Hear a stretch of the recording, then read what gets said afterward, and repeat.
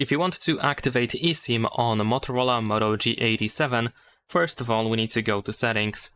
Over here in Settings you want to proceed to Network and Internet, and then over here we should be able to go to SIMs and Mobile Network. After that we have the Download New SIM button, so we can just tap here. And then choose to set up an eSIM. You can also try to transfer a SIM from another device. In my case I'm gonna set up.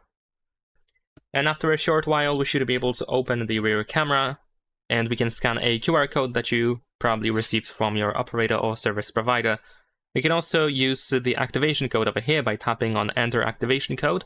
And if you have a picture or a screenshot of your QR code, then you can scan from photo over here.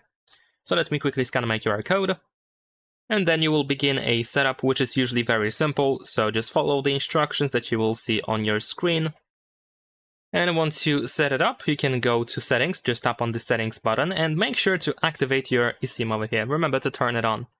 And that's pretty much it. Leave a like and subscribe.